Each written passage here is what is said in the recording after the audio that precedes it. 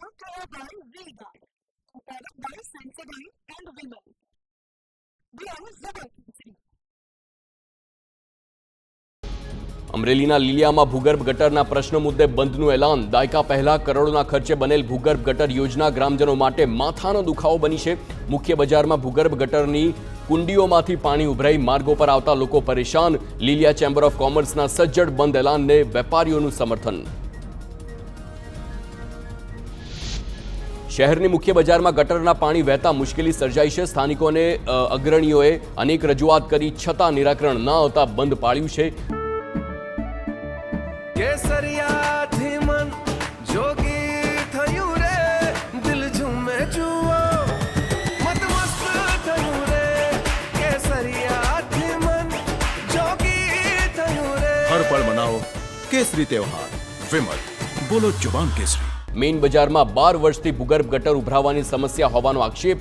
બંધ પાળ્યા બાદ પણ ઉકેલ ન આવે તો વેપારીઓએ આંદોલનની ચીમકી પણ ઉચ્ચારી. બનાસકાંઠામાં જીકાસ મુદ્દે એનએસયુઆઈના કાર્યકરોનું વિરોધ પ્રદર્શન. જીકાસથી વિદ્યાર્થીઓને નુકસાન થશે, જેને લઈને એનએસયુઆઈનો વિરોધ. કાર્યકરો અને પોલીસ વચ્ચે ઝપાઝપીના પણ દ્રશ્યો સામે આવ્યા. એનએસયુઆઈના કાર્યકરો પૂતળા દહન કરે એ પહેલા જ પોલીસે 20 જેટલા કાર્યકરોની અટકાયત કરી. દેવભૂમિ દ્વારકાના ખંભાળિયાના ગ્રામ્ય વિસ્તારોમાં ખેડૂતોએ વીજ ફીડરનો ઘેરાવ કર્યો છે. વરસાદી માહોલ વચ્ચે વીજળી ના મળતા હોવાની ઉઠી છે ફરિયાદ. છેલ્લા 5 દિવસથી વીજળી ન મળતા ખેડૂતોમાં ભારે રોષ છે. મામલો ઉગ્ર બનતા ખંભાળિયા પોલીસ સ્થળ પર પહોંચી છે. પીજીવીસીએલના કર્મચારી ફોન પર ઉડાઉ જવાબ આપતા હોવાનો પણ આક્ષેપ કરવામાં આવ્યો. વડોદરામાં સસ્તા અનાજની દુકાનોમાં તુવેર દાળનો જથ્થો ખૂટ્યો છે. સરકારે તુવેર દાળની ખરીદી ન કરતા સસ્તા અનાજની દુકાનદારોનું દાળનું નથી કરી શકતા વિતરણ. 50 રૂપિયા કિલો મળતી હતી તુવેર દાળ, જે દાળ પ્રોવિઝન સ્ટોરમાં 160 થી 190 રૂપિયા કિલો મળે છે. તો છેલ્લા 1 મહિનાથી સસ્તા અનાજ વિતરણ માટેનું સર્વર પણ ડાઉન છે. જામનગરમાં 5000થી વધુ પરિવારો રહેશે પાણીથી વંચિત. ગુલાબનગર અને સમર્પણ ઝોનમાં આજે પાણી વિતરણ બંધ. મશીનરીમાં ખામી થતાં નર્મદાનું પાણી ઓછું મળતા નિર્ણય લેવામાં આવ્યો છે. ખામીનું રિપેરિંગ રિપેર થયાના બીજા દિવસે રાબેતા મુજબ પાણી વિતરણ શરૂ કરાશે.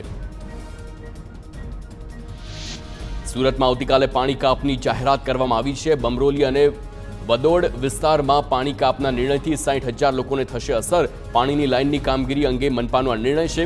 સુરત મનપાએ લોકોને પાણીનો સંગ્રહ કરવા અપીલ કરી છે. આજે રાત્રે 12 વાગ્યાથી શરૂ કરાશે કામગીરી.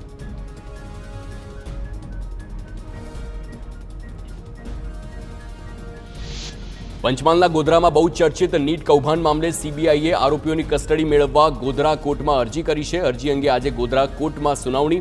5 આરોપીઓ પૈકી 4 આરોપીઓની કસ્ટડી મેળવવા સીબીઆઈની અરજી.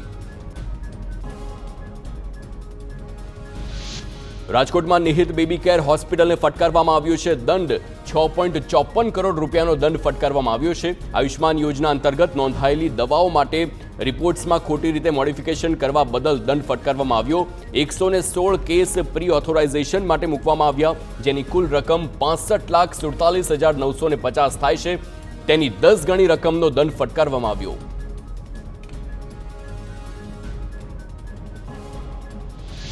ગાંધીનગરમાં લાભાર્થીઓ દ્વારા આવાસને ભાડે આપવા મામલે કાર્યવાહી કરવામાં આવી છે. કુડાસણના પરિશ્રમ વસાહતમાં એસ્ટેટ ટીમ દ્વારા આકસ્મિક તપાસ કરવામાં આવી. 39 જેટલા લાભાર્થીઓએ પોતાનું મકાન ભાડે આપ્યાનું સામે આવ્યું છે. સરકારના નિયમોનું લાભાર્થી ઉલ્લંઘન કરતા હોવાથી કાર્યવાહીની તજવીજ હાથ ધરાઈ. વડોદરામાં 3 ગેમ ઝોન સંચાલકો સામે પોલીસ ફરિયાદ. કમાટીબાગના Khodal park game zone, central મોલના ફન ફેઝ અને 7 સિઝનના સંચાલકો વિરુદ્ધ કાર્યવાહી કરવામાં આવી છે. પાલિકા અને ફાયરની ટીમ દ્વારા ચેકિંગ બાદ લાયસન્સ નહીં હોવાથી પોલીસ ફરિયાદ નોંધવામાં આવી. Brought to you by V-Guard, powered by Sensodyne and Vimal. We are Zubal.